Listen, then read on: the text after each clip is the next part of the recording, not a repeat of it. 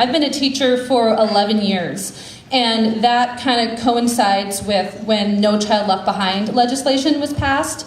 And to me, that's a nice starting point for the education reform movement, although the reality is it's much, much older than that.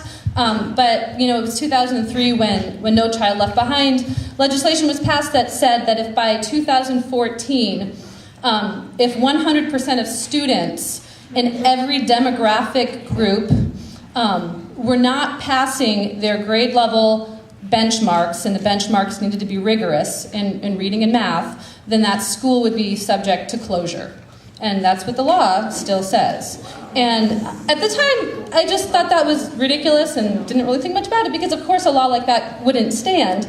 We had 10 years to get there, and I was sure that it would not be long before someone would realize that was ridiculous.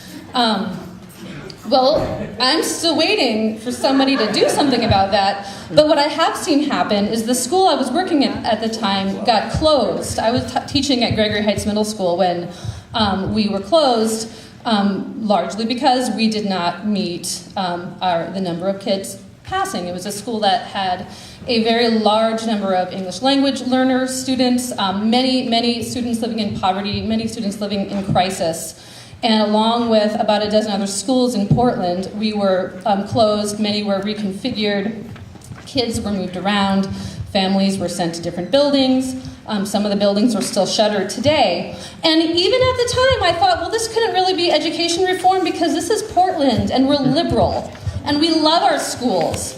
And I trust our elected leaders, and I'm sure that they're being sincere when they say this has to happen because of budget cuts. And then, a few years later, I found myself teaching at my neighborhood school where my kids go at Vernon. And then last year, our school was put under threat of closure, along with 4 other schools in Northeast Portland. And that was 1 year after Harriet Tubman Middle School, which, Steve, you were involved in the beginning of that school back in your first school board tenure. And Humboldt Elementary School, both majority African-American schools, both schools with very high poverty, were closed without a public process. It was like a 2-week window between when the school board said we're closing the school and when they voted on it.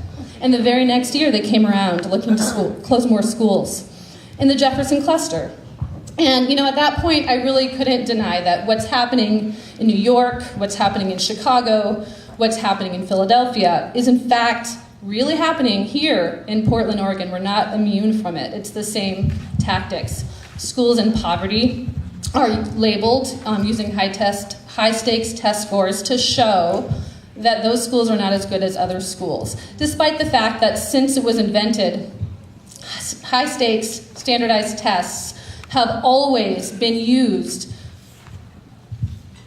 to segregate, to stratify students along class and racial lines.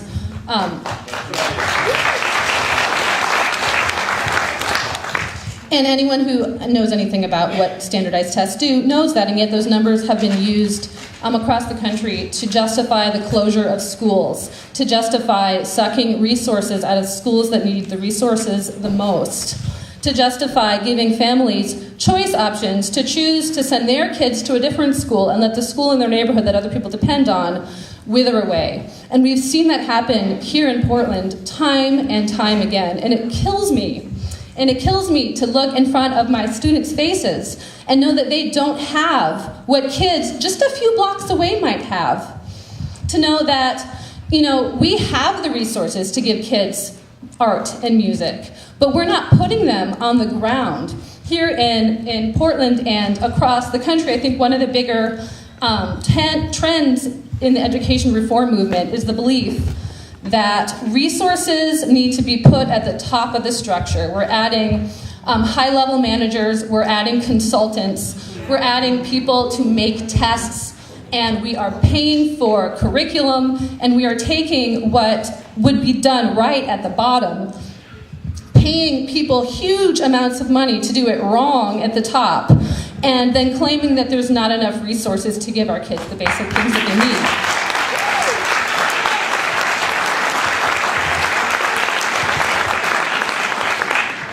So despite all that, one thing that really gives me hope and inspiration is that I get to work with teachers, and I see every day teachers. I mean, we have amazing teachers in Portland Public Schools who, despite the fact that their resources have been taken away, despite the fact they might have class sizes of 30 or 35, hopefully significantly less than that next year, despite the fact that they have kids that need counselors and food and homes, they still do amazing jobs with the things that they have to serve the kids that they have in front of them. One thing that I kind of wanted to talk with you guys, I know Steve kind of touched on this and so did Gwen, but when we have an education system that is really focused on test scores, the things that you, and I can tell you guys kind of get this because you clapped all the right times, but the things that you see are from the higher level, people passing mandates or making decisions that encourage kids to be in seats, learning rote skills so that they can perform those skills on tests. And so across the country and here in Portland, we've seen a proliferation of canned curriculums where teachers are given a script and asked to read it. I've seen kids who are not given the opportunity that other kids have to take art and music, because if they did not pass their OAKS test, they need to sit in the computer lab and practice taking OAKS tests. It's appalling, and there is no research that shows that sitting a kid in front of a computer to practice taking standardized tests would in any way increase the quality of their education. Yet these are the decisions that are being made in some schools, because the only thing that schools are being judged on right now by our state and by our federal government is those numbers, those test scores.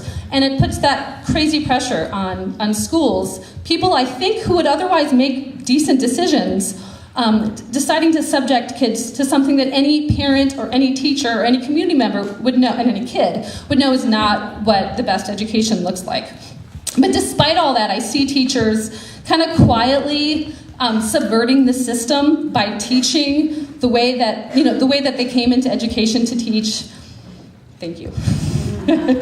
I see teachers making, instead of practicing the testable skills, the list of things that the Common Core or the state standards say that is going to be on the test, I see teachers making really amazing, engaging curriculum that is unique to the location and the kids that they have.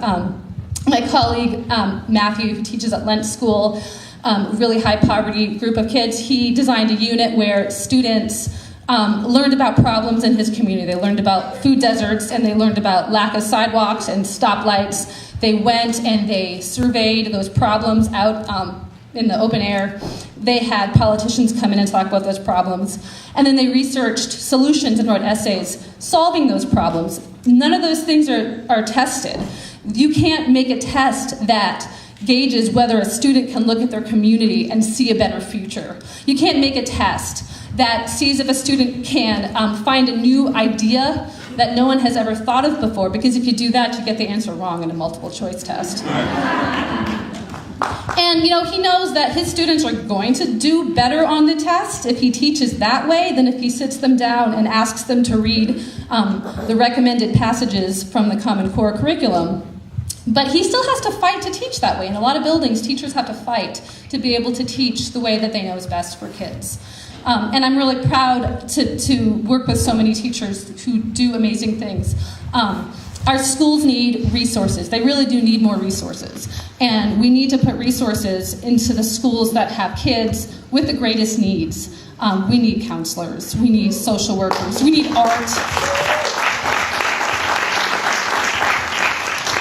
We need music. At our high schools, we need vocational programs and work-related skills that get kids interested. It does not get kids interested in coming to school if they did not pass their tests, and so they need to be in remedial reading classes and remedial math classes until they meet their benchmarks.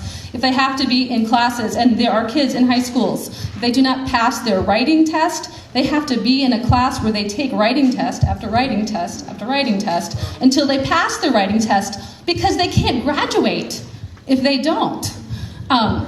we need to fight back against the system that measures kids only by things that you can put into a number, and really recognize what it is that makes kids want to come to school, and turns them into joyful, self-fulfilled, interested citizens of our city. And I know, the teachers, we want to do that. So have you all here and get your support. Thank you.